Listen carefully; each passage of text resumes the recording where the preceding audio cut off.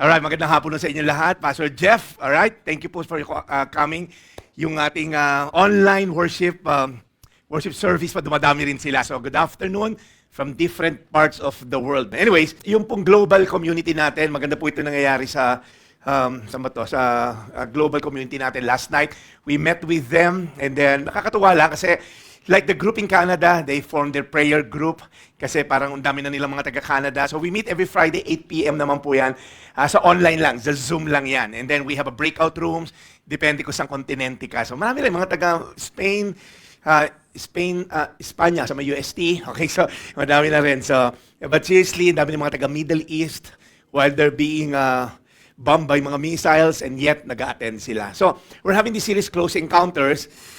Kanina while I'm doing this, medyo mabigat lang yung loob namin pamilya kasi nga po yung aming panganay na anak kong lalaki, si Chewy, namatay na. So parang ang hirap, di ba? Parang, siya yung active. Nag-iisang anak na lalaki namin yan ni Grace, fur baby namin ni Grace. The rest kasi babae. So, medyo man na siya sa mom niya, may pagka-diabetic, okay, masyadong sweet. So, si Chewy, so parang kaninang 4 a.m. So, officially widow na si Matcha, yung kanyang jowa. So, looking back, parang it brings a lot of memories. I don't know kung mga pet lovers kayo. Pero minsan, marirecall mo, manghilig niya sa tinuturo ko siya mag-drive.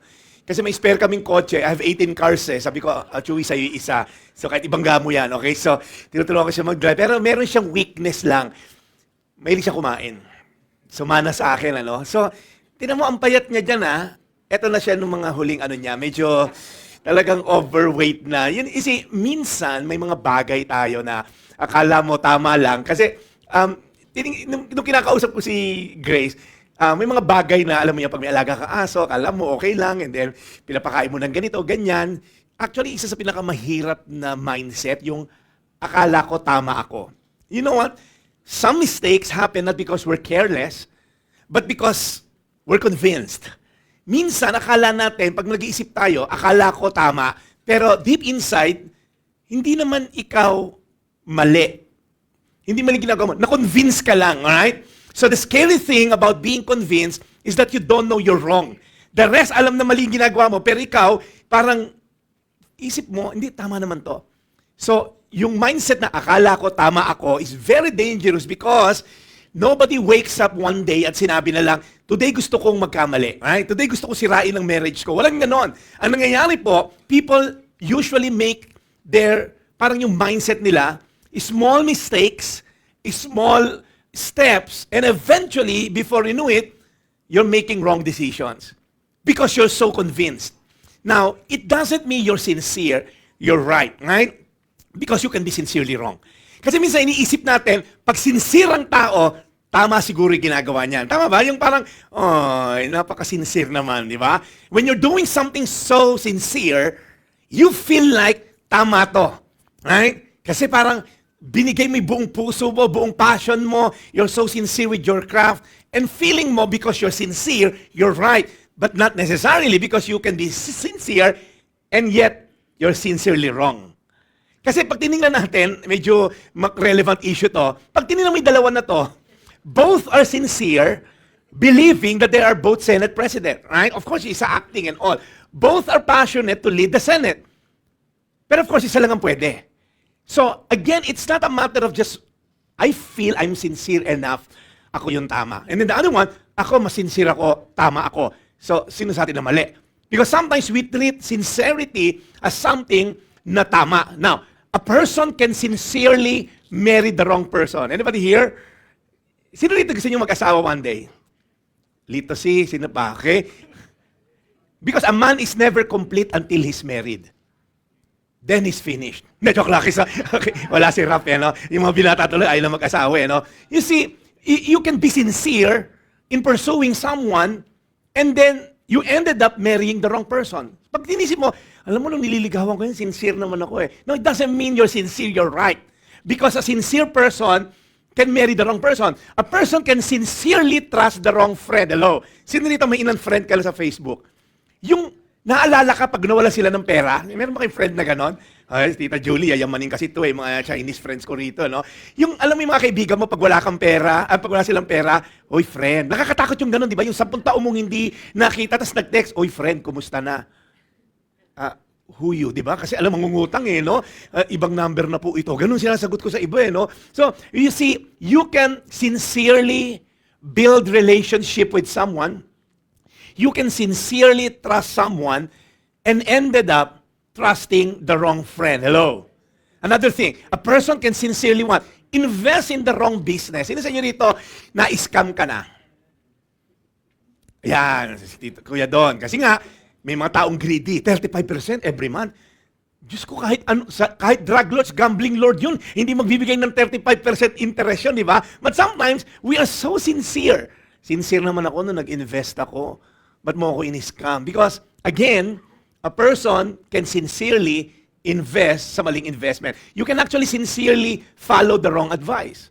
Right? May binigay sa yung gamot. Yung doktor, malabo mata. Yung ininom mo pala, di ba? Pampakapit sa matres.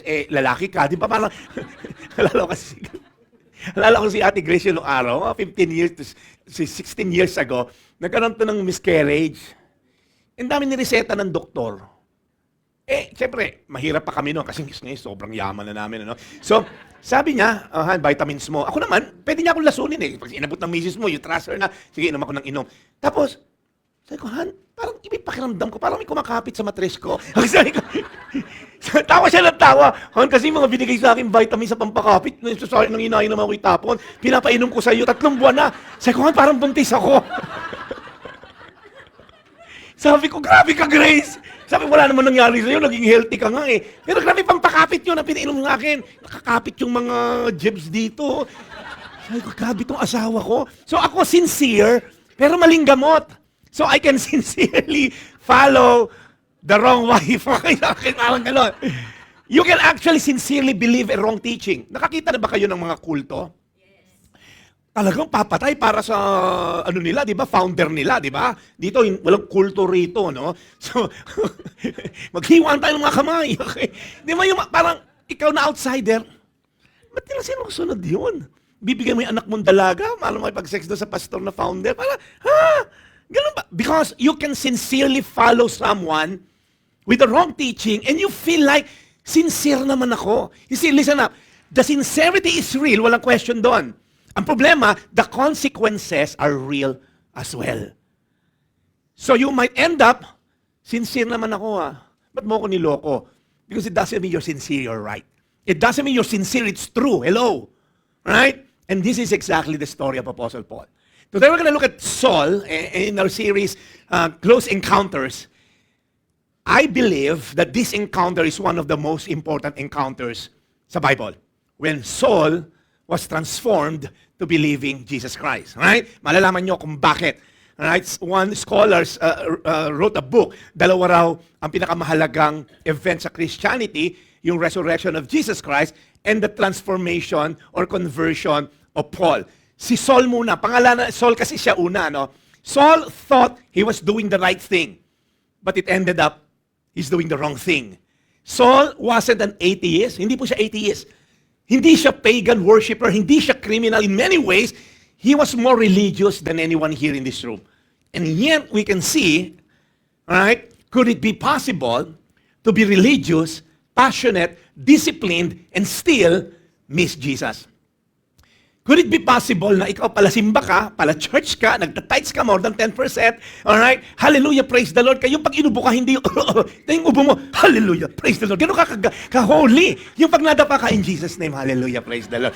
Sobrang kang holy, and still you miss out on Jesus. Posible kaya na araw-araw ka sa baklaran, nagluhod baklaran hanggang Quiapo, lumuluhod, may jeep, ayoko sumakay. So, could it be possible na you're so sincere and be sincerely wrong? Could it be possible na nandito ka ngayon, taon-taon ka na nagpa-follow sa akin, may mga taga-victory days ko pa dito, mga pumasyal ngayon, Okay, so thank you so much for joining. Could it be possible you're attending church for the past 20, 30 years and still miss Jesus? Mary and Joseph, the parent of Jesus, they're too busy doing temple duty, they lost Jesus. Naalala nyo? Nawala si Jesus. Busy-busy sila sa mga temple duty. Nasaan na yung Messiah? Ang hirap na nagdasal sila nung gabi, di ba parang, Ama namin, naalala mo yung anak mong inentra sa amin, yung bugtong mong anak? Ito po kasi nangyari. Naiwala namin. Baka may isa pa dyan, di ba? Parang, ang hirap magdasal, di ba? Naiwala mo si Jesus. So in fact, you can be too busy doing church and still, you have no relationship with Jesus. Are you following? Tignan mo yung katabi mo. Yung sungay niyan, mawawala mamaya. Pag nakilala niya si Jesus. Nawa may buntot pa iba dyan no? So be careful, because it's highly possible, right, na sobra tayong religious, sobra tayong magsimba, pero wala tayong Kristo sa puso. Kanta yan. Sino kumanta nun? Ron, sino kumanta nun? Banal na aso, santong, si Yano. Saka yung SM, kanta rin niya, di ba? Mga jologs, nagkasundo mga jologs. SM, okay? Yung kanta kasi, pala cross, pala simba, nasa jeep. Nung lumampas yung para niya, minura yung jeep ni driver. So we can be too busy doing church. And still, we don't have a relationship with Christ. So that's my challenge for the past, 2 months? We've been doing this series na hopefully, kahit isang Bible verse lang, kahit hindi ka pala simba, pero may Kristo ka sa puso mo. Amen? Tingnan natin si Paul, si Saul. He was so certain na tama yung ginagawa niya. And point number 1, when conviction becomes blindness. Number 2, he was confronted when Jesus interrupts his certainty. And then lastly, itong tao na to, he was changed. When grace rewrites your story. So, pag-usapan muna natin number 1. He was so certain. Sure na sure siya. Sure ako dito. Parang ganon, okay? So, tingnan natin. Meanwhile, Saul was still breathing. You know the word still, ibig sabihin, ginagawa niya to. And the word breathing out murderous threat, meron siyang EJK. Okay? So, pag yung word na ginamit ditong Greek word, yung breathing out, he was breathing threats. Violence has become his oxygen. Siya yung nagpapatay, previous chapter, kay apostol, hindi pa sa apostol, kay Stephen. Siya yung nagbigay ng approval, patayin niyo yung born again na yan, si Stephen. And Stephen preached a powerful sermon, and then nung nakita niya, papatayin na namin to. And yet, sobrang love and compassion. Huwag niyo pong iano sa kanila to, patawarin niyo sila. And then nag-preach si Stephen na mahabang preaching from Old Testament and all. And then si Paul nag-approve, patayin niyo na. And then si Saul in-approve, and then binato hanggang mamatay si Stephen. I believe, doon nag-start, na nakita niya, there's something about it sa mga born again na to. But and yet, eto siya, tinuloy niya, he was breathing out murderous threats against mga born again, the Lord's disciple. They're not called born again that time, they're called the way during the time. He went to the high priest and asked him for letters to the synagogues in Damascus. So ito na po, sabi niya, can I secure a letter? Okay? Yung letter na to ay nagsasabi, pag may nahuli kong born again, or mga kasama sa the way, yung mga disipulo ng patay na Jesus na, kasi they don't believe that Jesus rose from the dead. Alam lang nila, si Jesus ay isang karpintero na namatay na, at yung bangkay, tinago ng mga disipulo, at nagtayo ng kulto, ang title, The Way, at threat siya, yung born again, threat sa Judaism. Are you following? So he was so passionate. Ang sabi niya, so if he found any there, who belong, ito na yung pangalan, the way, yun ang tawag sa mga born again noon, the way, alright? Whether men or women, he might take them and what? As prisoners to Jerusalem. Saul was not spiritually lazy. No. He was spiritually passionate. He wasn't sitting in the couch, he was actively serving what he believed. He was so convinced, ginagawa ko to para kay Lord. Itong mga kulto na to, dumadami kasi mga born again noon. Itong mga kulto na to, dumadami sila. Ang dami ng mga kaibigan ko, naging part ng the way. So kailangan mahinto ito. He was so passionate to stop the spread of the way. Are you following? Okay, bago matulog yung iba, makinig muna, okay? Kasi ang natutulog dito, minsan kinukuha ni Lord. Hindi namin alam. Dito, nawala na, okay? Nag-CR lang pala, hindi na bumalik. So, sino ba si Paul? Si Saul muna tayo. Gulo ko. Saul muna pangalan niya. Sino ba si Saul? Bigatin to. He was a Jew by birth. Alright? He was from the tribe of Benjamin. Yung pedigree na to, pare, wow, pag nalaman ng mga kapwa Hudyo, wow, galing kay Benjamin, tribe of Benjamin. Circumcised on the 8th day, a Hebrew of Hebrews, a Pharisee. Tayo kasi, pag nagbabasa modern day reader, ay, masama to, Pharisee. No. During that time, pag Pharisee ka, you're adored by people. Oh my gosh, daraan yung mga Pharisees. Kasi sila yung parang a guardian of the law. Pag sinabing Pharisee, they look up to them. Uy, yung anak mo naging Pharisee, parang nagpapagawa ng tarpaulin. Naalala niyo yung nanay niyo, nung pumasa kayo sa driver's license na LTO, nagpagawa ng tarpaulin. Congratulations, Robin, for passing the LTO driver's license exam. Yung nanay ko nagpagawang ganun eh. Hindi ko na kukwento ko ano nakalagay. Pero a Pharisee, okay? Nanonood yung nanay ko kasi. So, a Pharisee, hindi na siya Pharisee, a Roman citizen. Parang ibang klase ito ha. Hudyo, na nabayaran yung Rome, nabili niya yung citizenship niya. Big time to. Hindi lahat nagiging Roman citizen. Meron siyang maraming privileges na wala ang mga ibang Jew. Are you following? And not only that, he studied under Gamaliel. Nag-aral siya sa UG, University of Gamaliel, okay? Si Moses kasi sa UP, University of Peiro. So, ito, study siya sa UG, under Gamaliel. Sino si Gamaliel? Isa siya sa pinaka-kinikilala na Pharisee na teacher. Pag doon ka galing, ibang klase ka. And not only that, he is also, as to the law, blameless. Pag pinag-usapan yung law, ay pare, walang tatalo rito. Pati yung number ng hugas ng kamay, meron silang number, daigang DOH. Ang galing, pagkakain sila, may seremonya pati paghuhugas ng kamay. Ay, kinuna may kaliwa, unclean ka na. Sila kabisado kahit nakapikit. Ang tindi. So pag tinila mo, perfect to, unquestionable yung zeal for God. So based on his background, Saul probably spoke Hebrew, Aramaic, Greek, and probably Latin. Saul had pedigree, education, influence, religion, passion, morality, authority, and status, and still wala siyang Jesus. And still, kailangan niya ng Jesus. Paano ba kaya tayo? Pag tinanong si Paul, and one-third, hindi natin marireach dito eh. And yet, kailangan pa rin niya ni Jesus. Saul genuinely believed that these people, the part ng the way, ay mga heretic, naglalaganap ng kulto. In his mind, listen up, he wasn't fighting God. In his mind, he thought actually he was defending God. God, easy ka lang dyan ha. Itong mga kulto na to, lulupigin natin dyan. Sisimulan natin sa Damascus. Lahat ng born again, papapatay natin, kukulong natin. So, are you following now the story? So, kaya pag tingnan natin, itong si Saul, he's so convinced. And here's the tragedy. The more convinced he became, the farther he drifted from God. His certainty became his blindness. Now, listen up. Not every passionate pursuit is a godly pursuit. Sometimes kasi we feel like, uy, itong tao na to, pinupursue with all his heart. Alam mo, lalo ng mga Pinoy, because predominantly we're the only Catholic or Christian nation in the whole Asia. So marami tayong tradisyon, right? Marami tayong sinusunod na family tradition, religion, church attendance, moral behavior, ministry involvement. And yet we miss out on Jesus. Have you ever seen, again, yung mga Black Nazarene? Now, I'm not against Catholics, but when you say passion, hindi tayo ubra sa mga to. Sino dito kaya niyong gawin yan?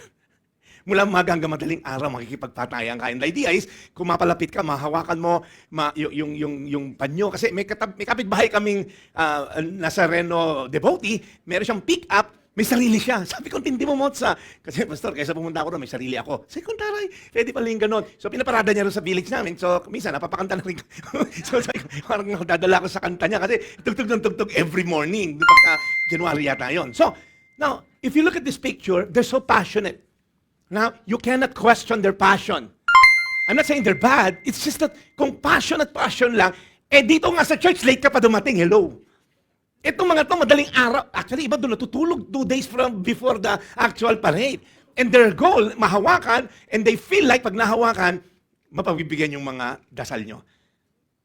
Pero, paano yung mga lumpo o bulag or naka-wheelchair? Sana nakipagbalyahan ako doon. Kung may paalang ako, nakipagbalyahan ako. Kaya lang, hindi ako makapunta kasi may depresya ako or seniors na ako. If that's the God we're serving, I think that's not the God of the Bible. The God of the Bible, He came from heaven to earth to be with us. All other religions, it's always men reaching out to God. From Islam to Buddhism to Catholicism, it's always men reaching out to God. We're doing good works, we're doing generosity and all because we're trying to reach out to God. Only in Christianity, God reached out to men. Bumaba siya sa lupa. He died for you and me.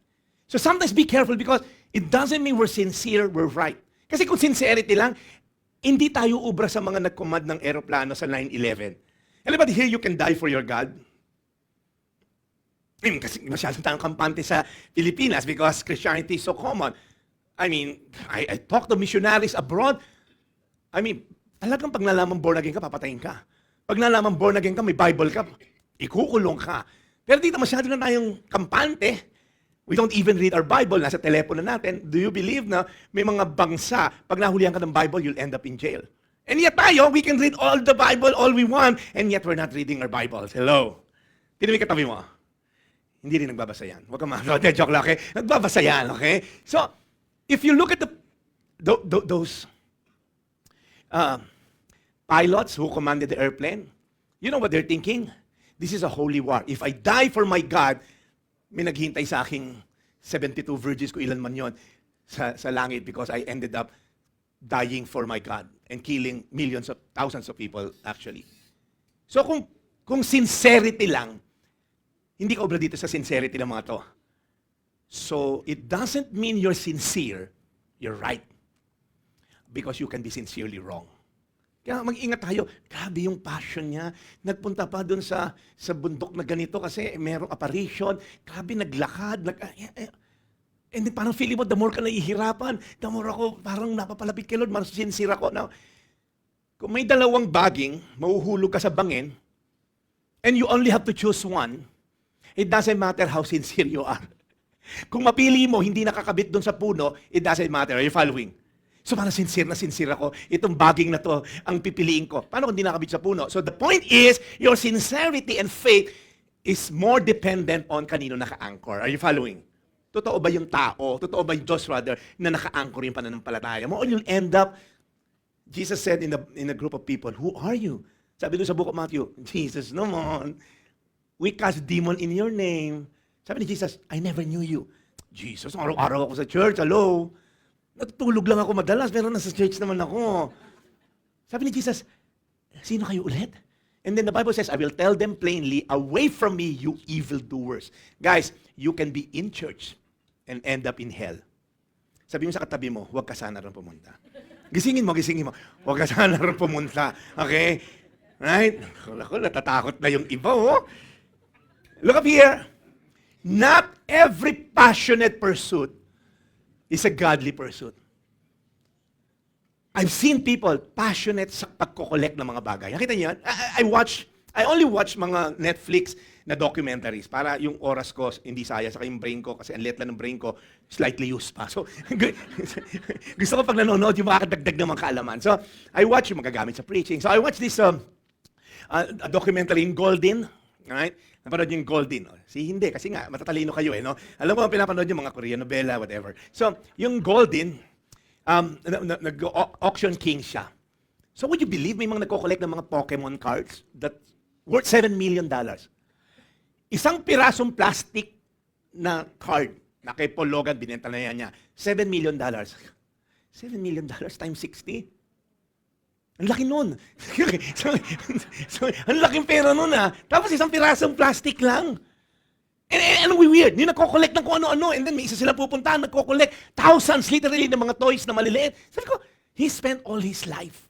Napabayaan ng pamilya kasi kung saan pupunta ng iba't ibang states para makakollect. Sabi ko, nag-collect ka ng plastic? All your life? And then you're old. Wala kang memory sa anak mo. Tapos yung anak niya, sabi, walang pakialam dyan sa mga kinokollect. Susunod, bibenta rin namin yan So parang, they're so passionate in doing temporal things. Now, I'm not saying they're bad. It's just that, is it worth it? At the end of your life, when God sees you face to face, kung kay God man tayo, ano man ginawa mo, anak? Lord, matutuwa ka, nag-collect ako ng Tesla car na katulad ni Rafa. Okay? So, question. What is one belief, habit, tradition, or mindset in your life that Jesus may be challenging you right now? Dapat ba talaga mag-pray kay Mama Mary?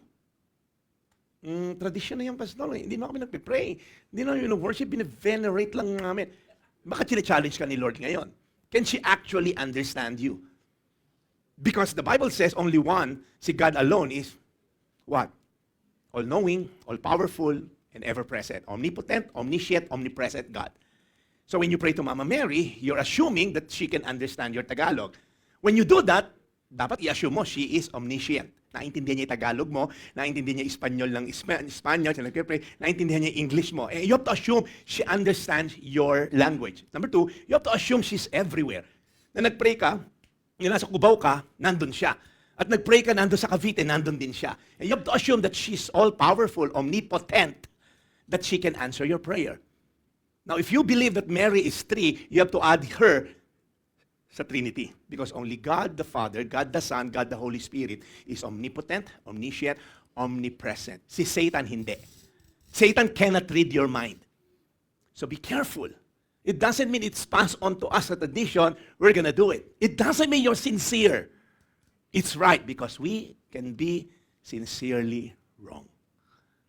Again, I have nothing against you if you're praying to Mama Mary. It's just that maybe you have to ask yourself, is this just a tradition or do I really believe that the Bible says there's only one mediator between God and man and it is the Lord Jesus Christ? Unfortunately, nakasulat yan sa Bible.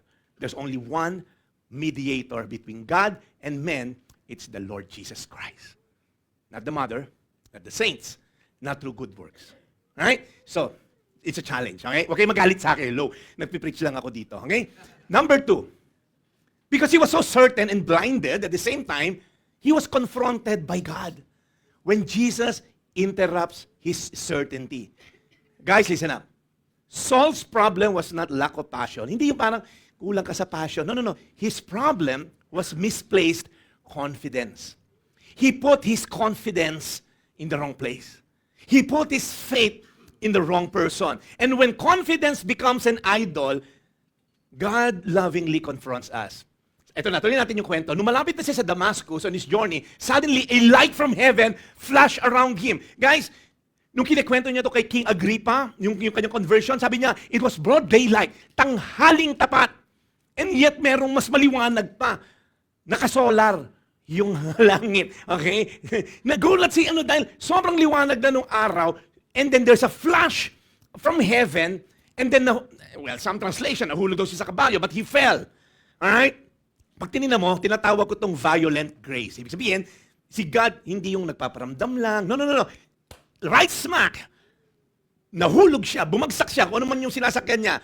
And Jesus didn't send a memo. Hindi si God nag-send na suggestion. Jesus interrupts talagang biglaan. He fell to the ground and he heard a voice saying to him, Saul, Saul, why do you persecute me? Now, nung inaral ko to, Lord Jesus, sandali. Hindi naman ko pinipersecute ni Saul. Pinipersecute niya yung mga members ng church mo. Pinipersecute niya yung church mo. But you know what? Jesus made it personal. Pag binangga mo si Lawrence, ako binabangga mo. Oh, parang ganon. Ang tindi Lawrence na to. Kaya Lisa, mag-ingat ka Lisa. Binabangga mo si Jesus, di ba? We call that principle, union with Christ. When a person places their faith in Christ, they become spiritually united with Jesus. Are you following?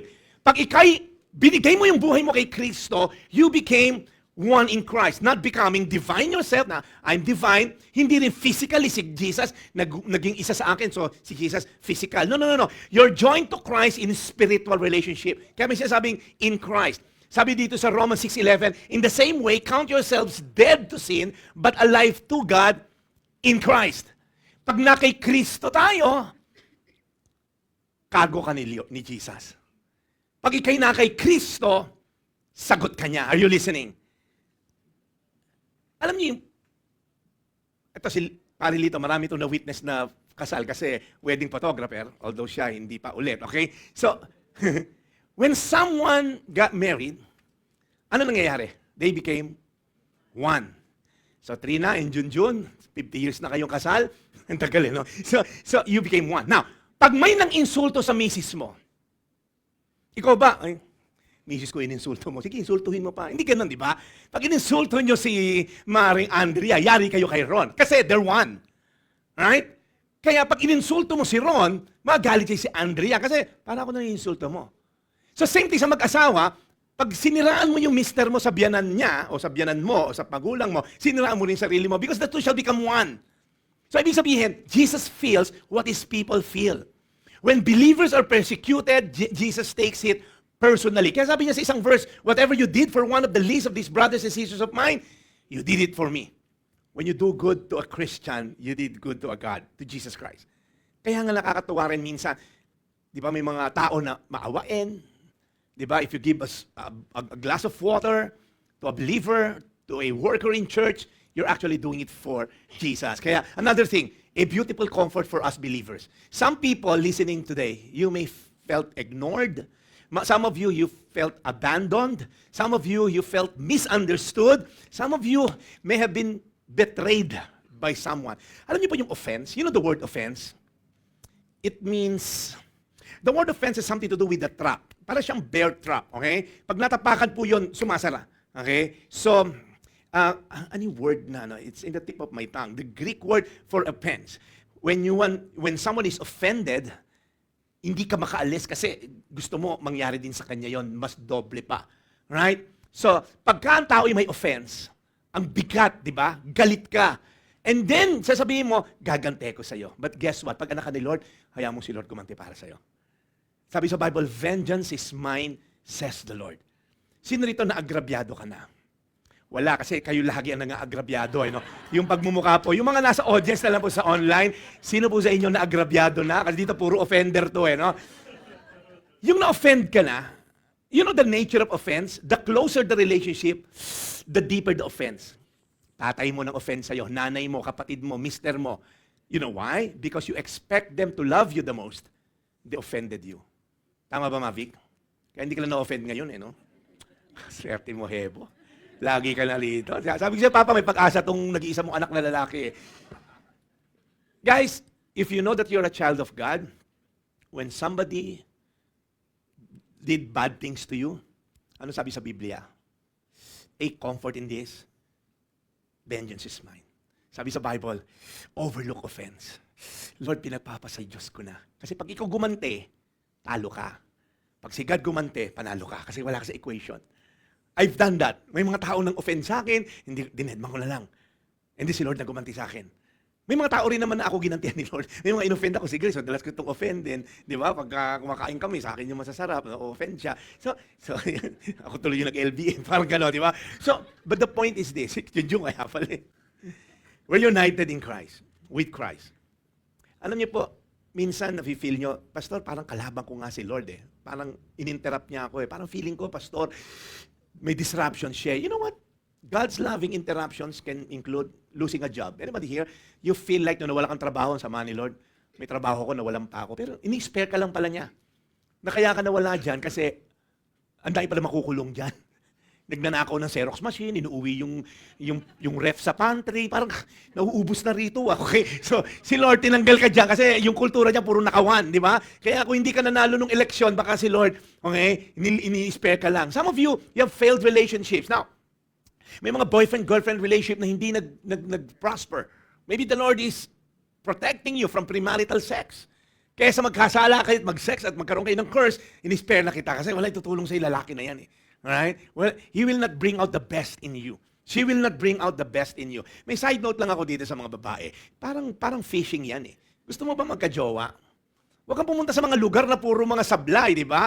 Kasi parang fishing yan. Kung ano yung bait mo, yun makukuha mo. Eh, naghanap ka ng majojowa sa bar, eh di puro lasenggot nightclub, ano yan?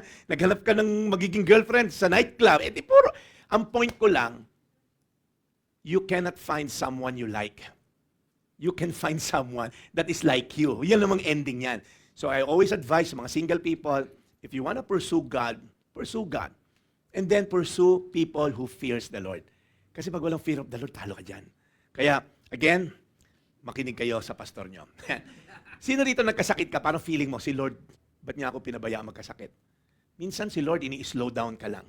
Sobra ka workaholic, 3 trabaho mo, and then the Lord slowed you down, and then nagkaroon ka ng parang, karoon ako ng heart problem kasi noong 2019 eh. Sabi ko, Lord, ang dami kong isi-save. Antaray ako, Savior. Sabi ni Lord, sige, ma-stroke ka. Nagdadrive ako one time, 2019. Tapos habang nagdadrive ako, 7 a.m., papunta ako ng church, nalaglag yung kamay ko sa manibela. Sabi ko, Lord, inantok ako ron ha. Ikaw talaga, Lord, ginigising mo ako ha. Nung ibabalik ko na yung kamay ko, ay bumalik. Wala po, nandun pa lang ako sa may Village East, sa may SM Hypermart natin. Tapos yung pa ako, wala lang power. Sabi ko, Lord, nai-stroke ba ako? Eh, nasa kalahati ng katawan ko, di gumagalaw. Eh di, kinakabahan ako. Sabi ko, Lord, wag naman ako dito mamatay kasi ang pangit ng suot ko eh. Sabi ko, yun ang concern eh, no? Isang pastor na matay dito, naninigas na. Yung suot ko talagang may butas pa yung crispa ko sa kili-kili. Sabi, wag naman Lord dito. So, but seriously, hindi ko magalaw yung kalahati ng katawan ko. So, I have to call a doctor. Sabi ko, half lang di mga salita ko. Ganun lang. Walang C. Kasi half lang yung kamukha ko. So, kinausap ko siya. Sabi, Pastor, may mga pinagawa sa akin facial, yung galon-ganon. Sabi, Pastor, baka TIA lang yan, yung transient ischemic attack, pumunta ka na sa ospital. Sabi ko, hindi ka makakadrive, hindi ka makakumanubela eh. Tapos hindi ko rin matapak to. So I have to call a friend, si Red, yung coach natin sa pickleball. Nataray, may coach sa pickleball si Pastor. So yung coach namin sa pickleball, sabi ko, Red, punta mo ako rito. Sinundo ako, dinala ako sa ospital. I ended up in Medical City for more than a week. You know, revelation ni Lord? Kasi you're trying to save the world. You feel like, kung wala ka, hindi ko magpipreach, hindi tatakbo yung church. Andaray, wala pa ako, may church na yun. And ang feeling ko, pag nawala ako dito, hindi ito tatakbo. O sabi ni Lord, sige, mawala ka. And then nagsisi ako, hindi, joke lang Lord, kahit mawala lang ako Lord. Ikaw naman, di ka mabiro, oh. Mga 2 weeks ako hindi nakaka-preach, parang feeling ko, ang sama-sama ko na. And the Lord had to slow me down. Because I'm beginning to have an idolatry of myself. Na sobrang galing ko. And may mga speaking engagement pa ako 2 weeks down the road. I have to cancel it. Sa SMX pa naman yung So sabi ko, Lord, sorry, I have to slow down and I have to remind myself, you're not the Savior. You're just a messenger. So mula nun, chill-chill na lang tayo. Kaya nag-resign ako. Nag-resign na. After 5 years, nag-resign ako. Okay? Pero ibang reason naman yun. Closed door. Sinara yung opportunity. Ginawa mo lahat. Magbabayad na lang week, bibili na yung binibenta mong kotse. Lord, ito na para may pampanood ng BTS ang misis ko, Lord. Nagdasal na lang sa lahat, Tapos hindi natuloy yung deal. Ang sabi ni Lord, sa SB19 mo na lang panoorin yan. You see, sometimes may closed door and you feel like si Lord talaga hindi ako mahal. Alam mo, kung lahat ng doors binuksan sa inyo ni Lord, malamang patay ka na. Sinig mo, ikaw, Hebo, ilan hindi mo nabentang condo unit? Mas marami, di ba? Kung nabenta yon, baka napakasama mo na ngayon. Baka nasa Okada ka na, sugarol ka na, 3 na babae mo, and all. Kasi si Lord, alam niya ikakasira mo to anak. I mean, as a parent, may 3-year-old kang anak, lahat ba ng gusto niya, bibigay mo? Si Janine, nung grade 7 to, Dad, I want a car. Ayan, taray, 7 years old gusto ng car. Sabi ko, pwede ba ako bukas naman, gabi na hindi lahat ng gusto niya, bibigay mo. Because as a parent, you know, ano lang yung pwede sa kanya. Right? Nung malilit sila, grade 3 kayo nung grade 4. Kasi ang baon lang nila, 3,000 a day. Sabi ko, yan lang kaya niyong baunin. Sabi ni Janine, tuition ko yun, Dad. Okay. Pinagbayad mo ako ng tuition. Hindi mo bibigyan ng baon na hindi nila kaya i-comprehend. Baka ikasama nila. Baka magbibilang ko ano-ano, makidnap and all. So as a loving parent, as a God Himself, He sometimes closes doors. After niyang na-realize, may araw, malaking araw and all. And then sabi niya, who are you, Lord? Kasi nagsalita Saul, Saul, why do you persecute me? Siyempre, nagulat siya, wala siya nakikita, may lumakas na araw na nakita. Sabi niya, sino po ba kayo, Lord?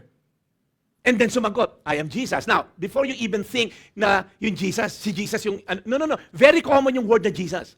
Very common. Maraming pinangalan na Jesus nung panahon ni Jesus. Hindi siya kakaiba. No, very common. Pero si Paul, hindi kinwestiyon yung Jesus because he knew kung sino yung Jesus na to. He knew, ito yung sinabi ng mga kasamahan kong Pharisee na ninakaw yung bangkay, na hindi mapakita ng mga disipulo niya, na isang karpintero, na patay na. Ito yun. Sabi niya, I am Jesus, you're persecuting. And then sabi sa kanya, it is hard for you to kick against the goads. Ano yun? Hindi ko rin alam. Kasi hindi ko rin kung ano yung kasabihan nila na yon. Apparently, kasabihan nila nung araw to, 2,000 years ago. So, panahon nila, Papa, ano ibig sabihin? Explain mo nga. Tropa ni Jesus to Yung tatay ni Trina. Papa, explain mo nga sa mga tao na to. Sinasabi nitong si Jesus, mahirap sa yung sipain yung goats. Ano ba yung goats? Kambing. Hindi, goats pala yun, okay? Kulit na to si Apple Yung goats. Ang goats is a stick na pointed yung dulo. Pag yung oxen ayaw nang lumakad, sinusundot ng amo para gumalaw.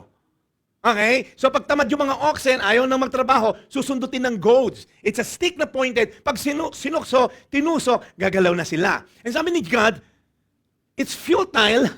Sinisipa mo yung goads. Walang taong gumagawa niyan. Walang oxen na sinisipa yung goad.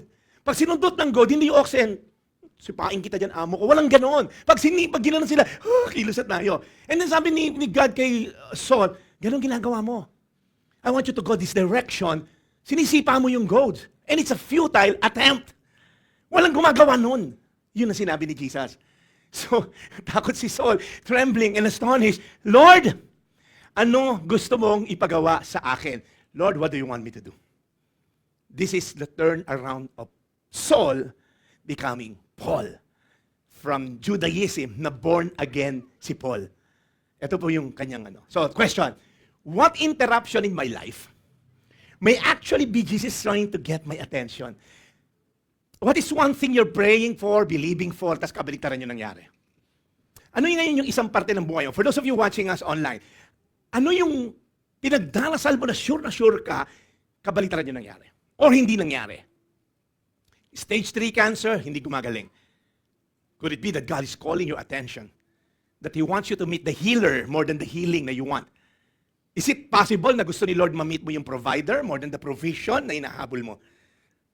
Pastor, nag-church na ako, nag-usher na ako, hindi pa rin ako makabenta ng kondo Could it be that the Lord is teaching you to pray every day? Lumuhod ka dyan, magdasal ka sa akin, hindi ko gugutumin yung anak mo. Ayusin ko yung pamilya mo. Could it be that the Lord is teaching you, trust me, ayusin ko yung issue mo sa biyanan mo. Trust me, ayusin ko yung issue niyo magkapatid. Could it be possible that the Lord is more concerned in changing your heart more than your circumstances?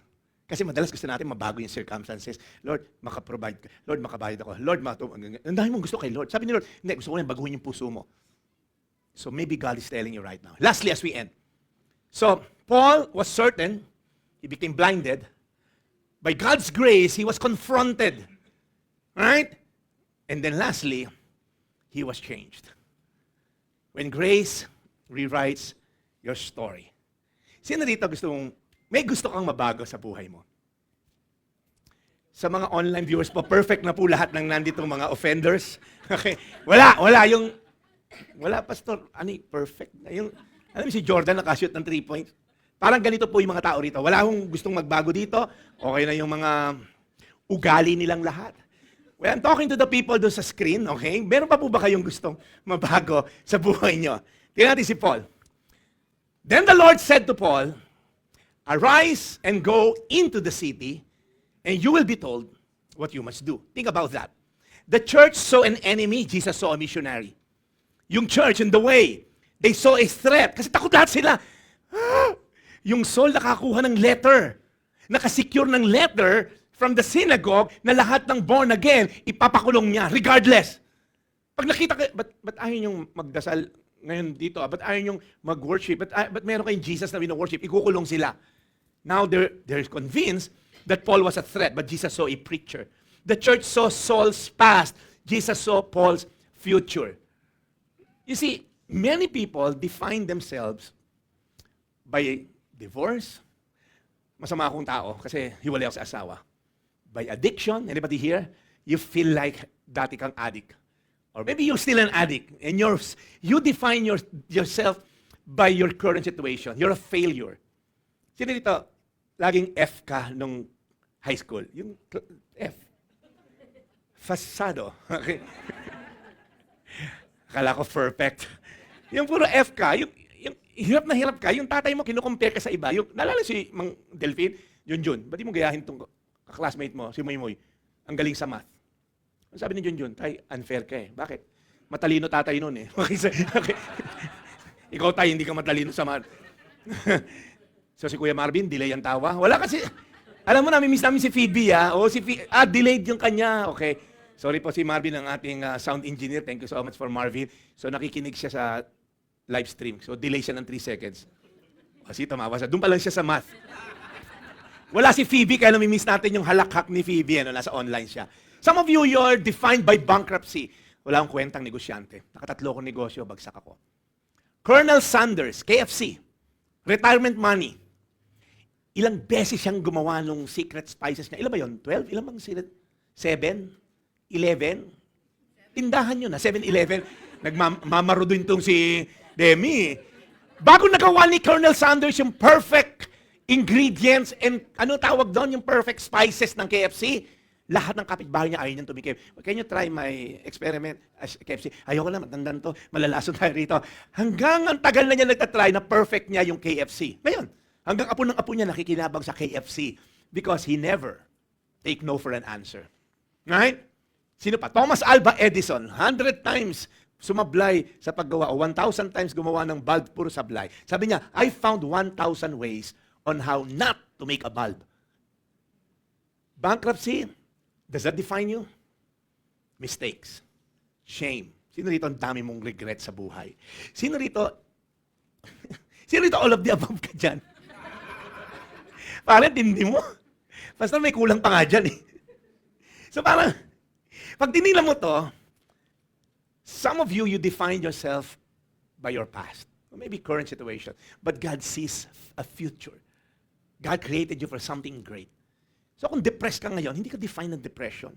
Ay, depressed ako. Alam mo, pag-gising sa umaga, ay, ako, umaga na naman. Tapos pag gabi, ay, ako, gabi. Gulong-gulo si Lord sa'yo. Parang, ano ba, gusto mo, gawin ko na ng tanghali yung buhay mo. Yung puro tanghali lang. Yung pag-gising mo, alas 12 na naman ng tanghali. Yung wala, yung ano, yung puro ka ng alas 12 ng tanghali.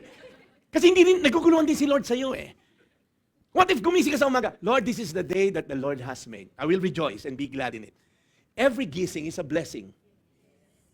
Sino ito gusto ng 10 milyon? Mayaman ako, dyan nilabas mo yung check eh. 10 milyon. Anybody? Taker? Okay. 20 million.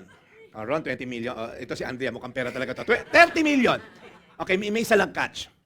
Hindi ka nagigising bukas. 30 million to. Cold cash. Nandiyan si Tita Baby, pipirmahan yung check eh.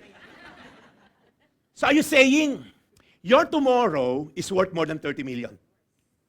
Kasi ka-holding hands up ay jowa mo, di ba? Ako nagkasal dito eh, kaya alam ko mag-jowa to. So you're saying, Andrea, kahit gawin ko 50 million yon, you won't take it kung hindi ka nagigising bukas. Because you have a Reed, may anak kayo si Reed, may aso, nag-aaral pa kayo ng pickleball ngayon para makakompete sa akin. So, ayan, si Reed mag-i-school, praise God. So you're saying, 50 million, scratch, you won't take it.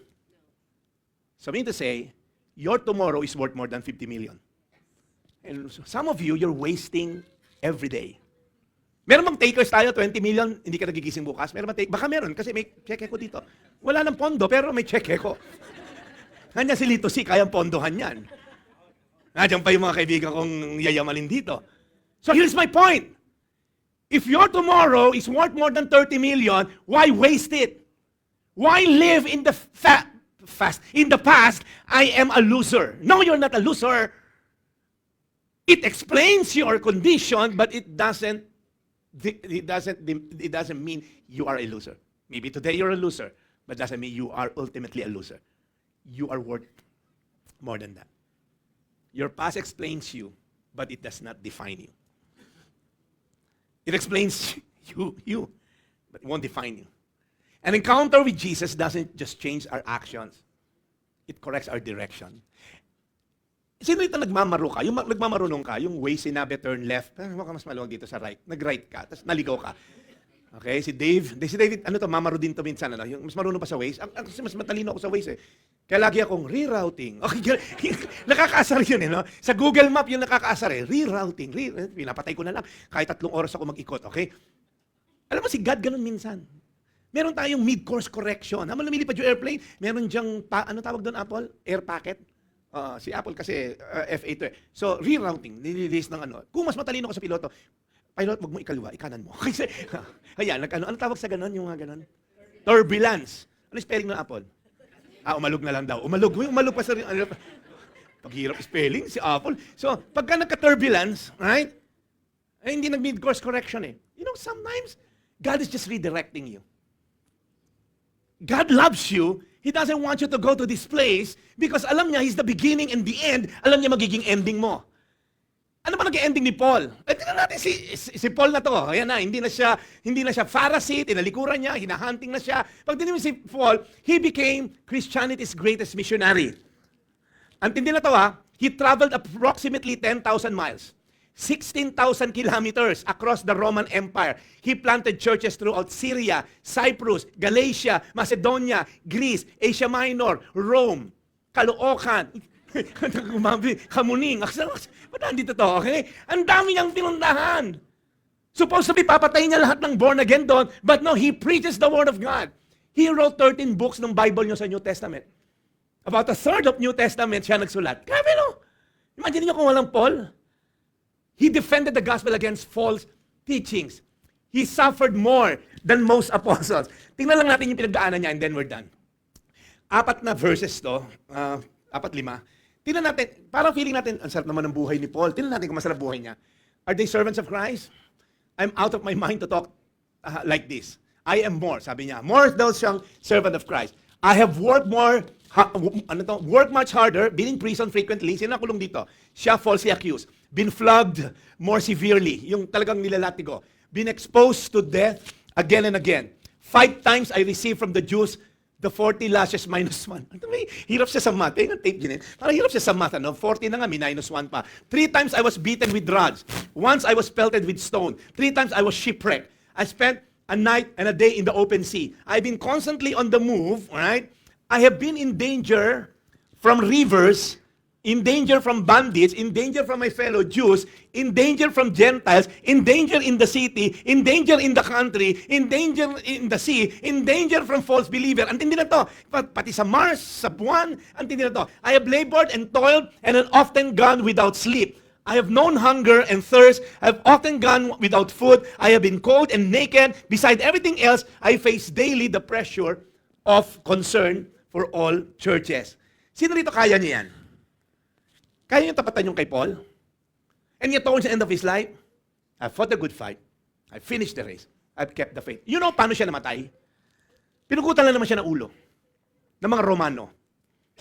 So, Christianity is not about having a comfortable life. That's the point. Kasi feeling natin, pag na-born again ako, yayaman ako. Sabi noon. Pag na-born again ako, gagaan ng buhay ko. Ha? Walang pinangakong gano'n ng Diyos. Walang trouble-free life. Sa langit na yon. Sa langit walang diabetes. Sa langit walang overweight. Sa langit walang paralysis. Pero dito, this is a fallen world. Bad things happen. So if you're saying, ba't gano'n? Ang dami namang sinallage ni Paul. Ano ngayon? Tayo nga, baka isang verse lang yan, di na natin kaya eh. Sino ito, nakulong ka na? Si Paul, many times he's been in prison, falsely accused. Nilalati ko, binubugbog lahat. Kailangan pa siyang ibabaro sa butas ng wall para hindi siya patayin. And yet, towards the end of his life, ito yung nasa lapida niya, I fought a good fight. I finished the race. I've kept the faith. So tayo masyado ng kampanting born again. Ang layo ng parking ng church. Hindi na ako babalik dito. Butulan ka kaya ng paa ni Lord. Ayaw mong mag-church, ha? Buti lang hindi ako Diyos talaga, Ate Inet, eh. No? Kasi maintin ulo ko, eh. Kasi grabe, ha? Yung church nila, Angkor, ha? Ang layo ng parking. Sabi ni Lord, buti nga may kotse ka, eh. Minsan tumatawid ako. Sabi ko, grabing init. Sabi ni Lord, may tumatawid na ka-wheelchair. Gusto mo ganun? Lord, okay lang mainit, Lord. Para kasi tayo minsan, we always compare ourselves sa mga mas better. I-compare mo sa mas worst. Ba't siya naka-iPhone 17 na? Ako 16 lang. Wala nang kidney yun. Gusto mo salari ng kidney. Ang galing mo mag-compare ka sa mas worst sa'yo. Ay, blessed pala ako. Kaya sabi sa Bible, in all circumstances, give thanks. Nagpapasalamat ka ba't buhay ka? That's the point. So when we end our life, hopefully we can say this, Lord, I've fought the good fight. I've turned off the light. But hindi kasama yan sa effect, okay? I've turned off the light. I've fought the good fight. Yeah, I see the light now. What do you want me, Lord? Parang talagang no? Immersive. Parang a bright light. Lord, is that you? You see, hopefully masabi natin to. Hindi yung, Lord, I didn't fight a good fight. Temptasyon lang sa babae, bumigay ako. Temptasyon lang sa scatter, bumigay ako. Temptasyon lang sa vape, bumigay ako. Temptasyon lang sa sugal, bumigay ako. Sabi ni Lord, parang wala ka nang pagtagumpayan, iho sa baba. Lahat ng laban ni Taning, sumama ka. Lord, sorry, akala ko bakas kami ni Taning. Binigyan kitang trabaho, sinusugal mo. Binigyan kitang trabaho, niligawan mo yung sekretary mo. Parang, ano ba naman yan? Mga Kristyano, lumaban naman tayo. Pahirapan mo naman si Taning. Lagi ka na lang. Pag tinem ka, ay, sama ako. Sama akong 5 Taning. Diyos ko, ano ba naman yan? Kaya si Taning hindi na nahihirapan sa'yo. Hindi naman na-challenge. Alam ko nakiliti na to. Isang babae lang na kumindat dito, yari ito. Hindi pala babae. Ayun. I fought the good fight. I have finished the race. Tapusin naman natin finish line. Yung iba sa inyo, hindi pinapos yung race. Yung iba sa inyo, nag-U-turn. Ayoko na, gutom na ako. Yung iba pinuntahan. And then you have kept the faith. Guys, your past doesn't disqualify you from His love. It qualifies you for His grace. Ikaw na may pinagdadaanan ngayon. Kaya nga, pinagdadaanan. Dadaan lang yan. May plano sa'yo si Lord. Sabi mo sa katabi mo, may plano sa'yo si Lord. Kaya ka buhay. Hindi na yung ulitin yun. Ako lang yun. Ito mga Gonzales talaga family. Lalo masunurin sa pastor to. Love na love ko itong mga to. Di ba yung... Kasi kung walang plano sa'yo Lord, patay ka na ngayon. The fact na buhay ka pa, may plano sa'yo si Lord. Are you listening? Hindi pa tapos sa'yo si Lord. So huwag mong sayangin. If tomorrow is worth more than 30 million, make it count. Kaya sabi sa Bible, teach us to number our days. Every waking up in the morning, Lord, how can I give you glory? Una, pasalamat ka, Lord. Maraming salamat, buhay ako. Tapos pag naghilamos ka, Lord, salamat may tubig kami. Lord, salamat may kuryente. Lord, salamat may solar kami. Taray, may solar. Yayamanin. Ever. Lord, salamat na pag pickleball ako. Lord, salamat may masishare ako ng gospel sa office. Lord, salamat save ako. Kasi papunta na tayo ng langit eh. So everyday din, icing na lang to eh. So learn to be thankful every day. And let me end. What label from your past are you still carrying that Jesus has already removed? Ito magandang tanong to ah. Tapos ka na dyan. Kaya nga the old Jeff is gone, the new Jeff has come. We are in Christ, we are a new creation. Dati na yun. Huwag mo na ipamuhay. Hinubad mo na yung damit na, kadiri yun, di ba? Yung andumi ng damit mo, naglimahid ka, sinampay mo na, susuot mo ulit, ay kadiri. Yak. Yung old clothing, wala na. We're clothed with righteousness. You're a new creation. Pamuhay mo lang. When you wake up in the morning, Lord, I'm a new creation. Yung mga porn magazine mo, chologs. Yung mga website mong porn, delete. Ipalo mo yung laptop. Bigay mo sa akin, i-reboot ko, okay? Daming laptop dito, no? Minsan magdadala tayo ng basurahan dito na malaki. Lahat ng mga basura nyo sa bahay, dalhin nyo rito. Huwag ka na mag-worship dyan. Hindi ka na nagpe-pray dyan. Kay Jesus tayo nagpe-pray. Tapos na yan. Nakaraan mo na yan. So let me end. He asked 2 questions, isn't it? Dalawang tanong yung tinanong niya. Doon sa na-encounter niya. Who are you? At nung nalaman niya si Jesus, the next question, what do you want me to do now? Listen up. Some of us, we already miss this. We don't know who Jesus is. We don't know who Jesus is. That's why we don't know who to obey. Ang galing lang ni Paul. Dalawang tanong lang niya doon sa hindi niya nakikitang invisible being and may boses. Sino ka? At nagpakilala, I am Jesus. Alright. Lord, what do you want me to do? The word Lord means kurios. It means God. It means Master. It means you call the shot. No questions asked. That's what it means, the Greek word for Lord. Some of you here today, hindi tumatawid sa pangalawa. Because you have a wrong understanding of who Jesus is. Kala mo, Santa Claus siya. Pagalingin mo ko. Ayaw mo pagalingin. Okay, bye-bye. Ayoko sa'yo.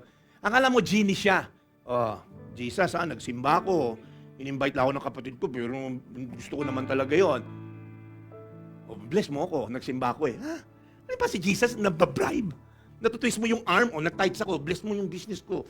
Kahit illegal yan, Jesus, nagtatights ako. Ay? Ang tingin mo kay Jesus? Genie? No, it's not. He is Lord. So, it's either Christ is not valued at all unless He is valued above all. Christ is not Lord at all unless He is Lord of all. Your finances, your marriage, your parenting, your money, your time. Sabi ni St. Augustine, kung hindi mo lang siya iba-value, wag na lang. Kung marami kang bina-value at hindi siya. Kung marami kang sinasamba, nandito ka kay ganito, nandito ka sa ganito, nandito ka sa nanay, nandito ka, ano siya, palamuti lang ba si Jesus? Wag ka na lang i-worship si Jesus. If He is not worshipped at all, don't worship Him at all. Because Jesus deserves our full surrender. Why? He came to die for you. No one else died for you. I mean, sino bang kulto ang namatay para sa miyembro? Sino bang Diyos ng mga kung sino-sinong religion ang namatay para sa kanyang mga anak? Only Jesus Christ did that. That's why, if Jesus Christ is not valued at all, guys, we have a problem. Let's all stand. God will never let you go. You know, times you feel like parang si Lord, pinabayaan na tayo and parang paulit-ulit yung problema natin. same situation, same problem. And sometimes we feel like, Lord, kinalimutan mo na ako. I was reminded of the story na mahuhulog sa bangin yung isang tao and the friend just told him, let go. Eh, parang feeling niya, parang, ba't ko let go? Just let go. Because when you let go, you'll realize that someone down there is gonna catch you. But sometimes ayaw natin mag-let go. Parang we tend to hold on to the things we feel, this will sustain me. The position, the power, the pera, the whatever. And the Lord is telling some of you right now just to let go because He will catch you. Just like any loving father, He will never let you go. But we cannot do both. Na nakahawa ka sa isang idol mo, pero ayaw mo ring bumitaw kay Lord. Parang si Lord just telling you, just let go because I won't let you go. I'll carry you, I'll catch you. And maybe you're in that situation right now and paulit-ulit. And just like Saul, you've been convinced sa mind mo, ito yung tama. But you're actually fighting against God. And maybe some of you here today, you've been doing the same sin over and over again. And you try to justify, papakasalan ko naman to eh. Kami naman lahat naman gumagawa sa opisina na to eh. And sometimes we feel like, kakaiba tayo, we're Christian. Where the Bible says we have a different calling. So I want to encourage you today, if you're having a hard time letting go, Paul asked 2 questions. Who are you? Who are you, Lord? And then the second question, what do you want me to do now, Lord? And the rest is history. I want all of us to have the second question be answered. Lord, what do you want me to do, Lord? And maybe the Lord's telling you what to do. Hiwalayan mo yung relasyon na yan. Itigil mo yung pagsusugal mo na yan. Kalimutan mo ito. Patawarin mo itong magulang mo. Tigil mo na yan. And maybe you know exactly what to do. And maybe the Lord's telling you right now, anak, no questions asked. Just obey me. Because you're fighting a good fight. You're gonna finish a race. You're gonna keep the faith. Some of you need to let go. Some of you need to obey God fully. Surrender to Him fully. So bow down your heads, close your eyes. Even for you watching, and even the one who's gonna watch this on a recorded time, if that's you, can you raise your hand? If there's something that you want to surrender to God. Alam na alam mo yung issue na yon. Ikaw lang at si Lord nakakaalam. Hindi ko alam kung ano yon. It's between you and God. And the Lord is telling you, anak, that fear, that anxiety, the depression, ibigay mo sa akin yan. Ako bahala sa'yo. Trust me. And some of you have fears. Malis yung tatay ko. Malis asawa ko. I'm the father to the fatherless, the Bible says. I defend single mom. I defend widows. Maybe some of you, you're full of fear for your children. And God is telling you, anak, kahit anak mo yan, mas anak ko yan. Because He is with me. And the Lord is assuring you, this is my battle. The battle is the Lord's. Amen? So if that's you raising your hand, bow down your heads, close your eyes. Even for you watching online, Lord, we're sorry. We've been holding on to these idols. Hinahawakan namin to. Ito magbibigay sa amin ng assurance. OFW kami. May pera kami. May trabaho ko 3. And sometimes, Lord God, you're teaching us, hindi yan ang siguridad mo. The Bible says, do not put your hope in wealth, which is so uncertain. Magyera lang sa Middle East, yung pera namin nag-shrink na. So Lord, this is an uncertain world. There's so much uncertainty in this world. Only you will never change. You're the same yesterday, today, and forever. Kaya Lord, yung mga pinanghawakan namin noon, wala na rin kwenta ngayon. Yung tao na yon, yung negosyo na yon, Lord, wala na. Yung galing namin noon, hindi na kami sikat ngayon. Yung trophy, wala na. So Lord, today we ask, give us the grace to let go. That immoral relationship,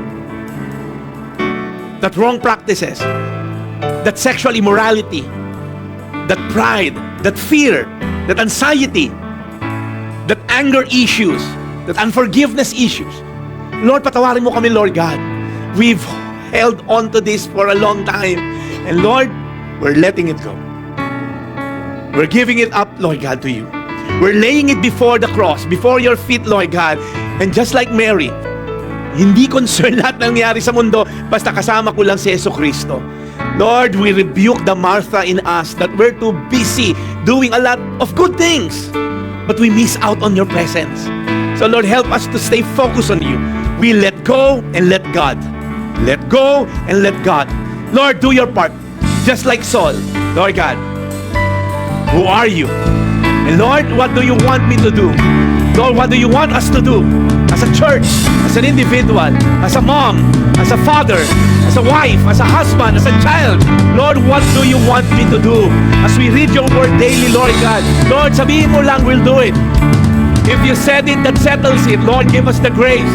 Lord, we remove fear right now. We rebuke any fear in the name of Jesus. We rebuke fear of the future right now in the name of Jesus. We rebuke anxiety in the name of Jesus. We rebuke sicknesses in the name of Jesus. We rebuke pride in the name of Jesus. We rebuke, Lord God, any sense of doubt and fear in the name of Jesus. We rebuke uncertainty, Lord, the lies of the enemy. Father, right now, we just glorify you. We worship you, Lord God. We give you honor, Lord God. We magnify in our lives, Lord. Ikaw, Panginoon, mag-glorify sa buhay namin. We ask, Lord God, for your grace, because you said in your word, by your grace, Lord God, we're saved. And not only we're saved, by your grace, you have given us, Lord, the ability to say no to sin. So, Father, right now, we declare your grace upon grace be upon us. As we commit everything to you, we glorify you in Jesus' mighty name. Let's give him praise. Alam nyo, ang sarap mag-worship kay Lord. Well, ito lang gagawin natin sa langit because we can worship Him, be with Him. So dito pala mag-practice na tayo. Amen? So thank you so much, Lord, for giving us the opportunity to be with our brothers and sisters. Lord, maraming salamat because kahit sa maiksing panahon, Lord, nagkasama-sama kami. But Lord, it should not end here. Lord, tulungan mo kami, Lord God, to have that sense of community, that sense of longing, Lord, to be part of what you're doing, Lord, in Anchor Church. So Father, we lift up to you our church. Lord, we're at your mercy. You said in your word that you are building your church. So Father, maraming pong salamat sa bawat isang dinadala mo dito, even sa online global family namin, Lord, from different parts of the world. Maraming salamat, Lord, because you alone deserves all the glory and all the praise. In Jesus' name, amen.